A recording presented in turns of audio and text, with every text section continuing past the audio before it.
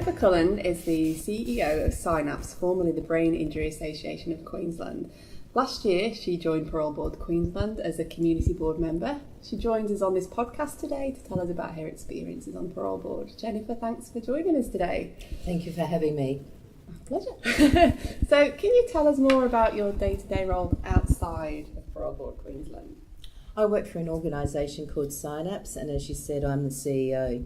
Synapse engages across diverse communities nationally to raise awareness of the impact of neurocognitive disorders, which is a term that we use to describe brain injury and brain disorders, which in simpler terms, the context is about a disability which is often undiagnosed that impacts on people's decision-making, their behaviour and self-regulation.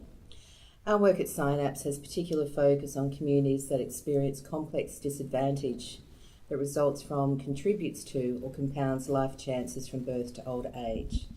Our focus here, and my focus, is on the interface with broad social issues that people with neurocognitive disability, as I said, brain injury, are frequently exposed to at a very high rate, such as domestic violence, child protection, criminal justice, homelessness and substance abuse. Okay, so I suppose at the end of your response there might give us an indication of how you've gone from the role you did at Synapse to becoming involved with Parole Board. Can you tell us what underpinned that move? What's in it for you? As I said in my day-to-day work, I see the impact that disability can have on criminal justice and domestic violence. For example, we know that there has been recent research from the Human Rights Watch which shows that there's a significant number of Queensland prisoners who are affected by disability. For me, I believe that there has to be other ways in which we as a community address offending behaviours that are impacted by disability. We know that often these individuals come to the attention of the justice system, and that's usually because of the nature of their disability. They often enter the criminal justice system with an array of disadvantages and lifelong disabilities, and they often cycle through the criminal justice system with limited capacity to change their behaviour and their life trajectory. So you ask me what's in it for me. I want to be part of the solution. I want to be part of keeping the community safe and to be part of addressing a system that changes to address disability and offending behaviour. I also want to raise awareness of the impact of neurocognitive disability and brain injury, and thereby ensuring that people with neurocognitive disability have access to the right opportunities and support to strengthen their chances of successful lives in the community when they are released from prison. So, for example, supporting people to maintain housing on release and comply with parole conditions. And I definitely want to be part of providing insight into the key systemic issues and risks that inform our work at the Parole Board about how we help people to minimise their initial engagement with the justice or correction systems. You're a community board member. I think on the makeup of the board we've got the president, deputy president, some professional board members, and then a variety of community board members. Can you tell us from your experience, what value do you think you bring to the board as a community board member? I believe that the community board members bring a range of expertise to the Parole Board.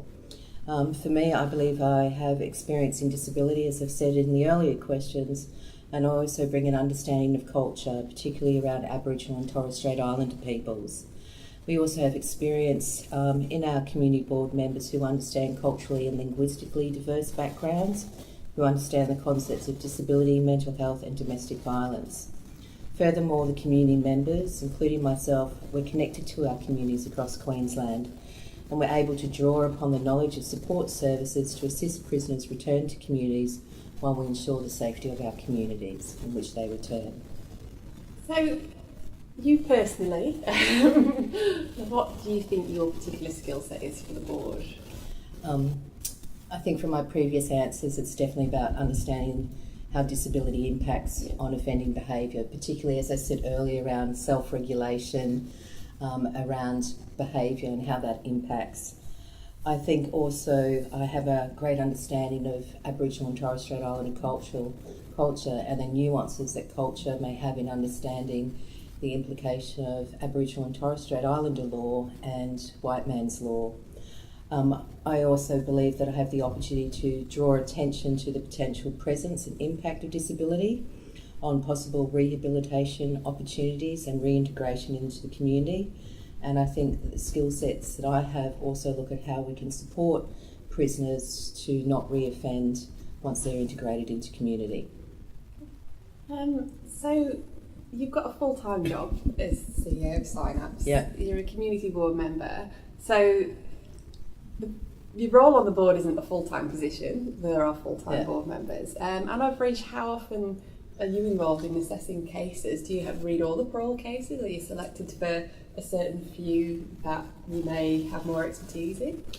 I sit on average once a month with my team, and I am responsible for the readings of those prisoners who come up on the date in which I'm due to sit.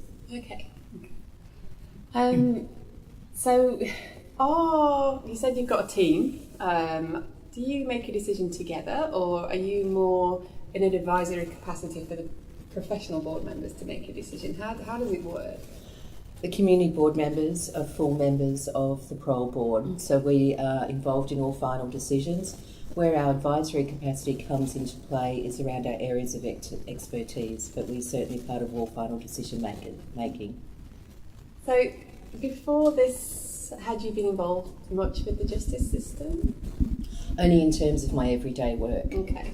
So, has it been a bit of a learning curve being on Parole Board Queensland? Absolutely, it's been a learning curve, and particularly in relation to understanding the ministerial guidelines and how they apply in practice in making our decisions on whether we grant or not grant, and the conditions in which we apply to each prisoner's application.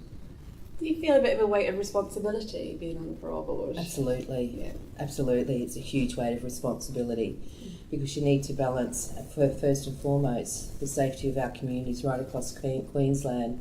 And secondary to that, we also have to look at ways in which we can support prisoners to have that successful reintegration back into community. So it's a very fine act on some occasions. So, obviously, parole board, you're dealing with some cases that many members of the general public would find quite distressing. How do you deal with this? How can you separate yourself from what you're reading? You're absolutely right. There are some cases and some matters that you read, or that I read, that are very stressful and very complex and shocking. I believe, and I have no doubt, in the confidence that I can go to either of the deputy presidents to ask for support in how to process what I've read or what I've seen. And apart from that, in terms of keeping myself safe and well, I lift heavy things. I'm a weightlifter. Okay. Well, thank you. Thank you for sharing an insight into your role as a community board member for our Law Week Justice Journeys. Thank you for having me, Hayley. Thank you.